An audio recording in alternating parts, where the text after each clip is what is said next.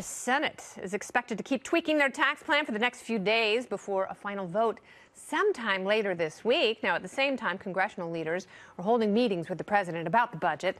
So why are they acting like these two things are disconnected?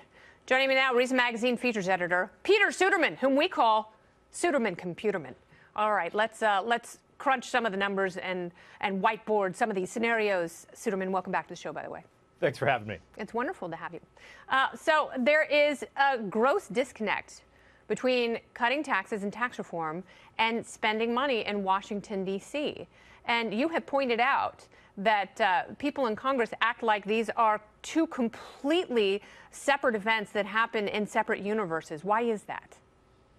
The reason that we treat taxes and spending differently is because Congress doesn't like to think of them as connected. And this is crazy. If you were doing a budget anywhere, now look, government budgets aren't like household budgets, but there is a basic connection between the money that the federal government spends and the money that it needs to bring in for taxes. Yes. So right now what's happening is there's a bunch of there are deals being made and discussions being had about doing a spending bill to keep the government open past December 8th. There's also a tax bill that's happening. Yeah. Guess what? Nobody's talking about them in the same sentence. They're not part of the same context. And so what we end up with are tax bills that don't make any sense and spending bills that don't make any sense, because this is just how both parties have taken to talking about taxing and spending over the years. They're so disconnected, but I want to point out two things. The first, Senators Corker and Flake are talking about a backstop that automatically raises taxes again if the revenue doesn't come in. What they should be talking about is automatically cutting spending if the revenue doesn't come in. And the other thing is Jerry Moran, the senator from Kansas, has pointed out that the failed Kansas experiment, if that happens to the country writ large, it would be absolutely disastrous. And I'm talking about cutting taxes and raising spending, but it seems like we're on that collision course with avoidable disaster.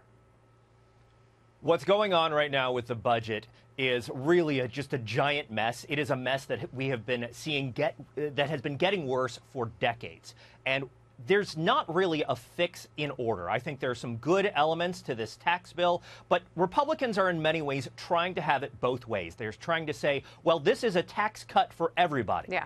A tax cut for everybody lowers revenue. That's what it does inherently. But then they're also trying to say, well, it doesn't raise the deficit outside of the 10-year window. And part of that is just the scoring rules, sort of the conventions of the Senate, the requirements they've got to meet. But they're also trying to do this because there are a lot of senators in the Republican Party who are concerned about not raising the deficit. Yeah. You can't do both. And so they've written this bill where all of the individual tax cuts basically expire in about a decade. And so all those tax cuts that go to you and your pocketbook, they're all out the window. Now, they're also saying, well, look, at the end of this period, we're just going to keep those going. They don't really expire. But then, of course, it's a deficit hike. They're really trying to have it both ways. Exactly. It's all budget gimmicks. The entire bill is a budget gimmick that is just designed to get them a permanent reduction in the corporate tax rate. Now, reducing the corporate tack rate is a good idea. It's a great idea. Ours is way too high. Way too high. But the rest of the bill is a mess, and the way they're going about this just shows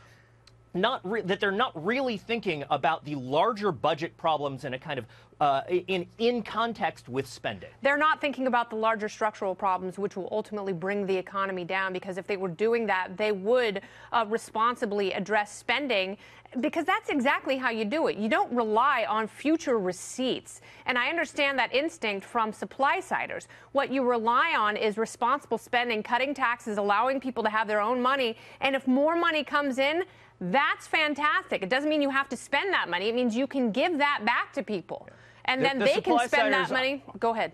Yeah, the supply-siders really are driving a lot of the conversation, as they often do in Republican discussions of tax cuts. And they're not totally wrong. Cutting taxes can, in certain cases, increase the economic activity and bring in more revenue. Where they are wrong is to say that tax cuts always or usually pay for themselves entirely. Yeah. And that is what that is a cheat that allows them to get around talking about the spending cuts that are necessary to make these tax cuts work. See, I told you he was smart. That's why we call him Suderman Computerman. Peter Suderman, thank you so much.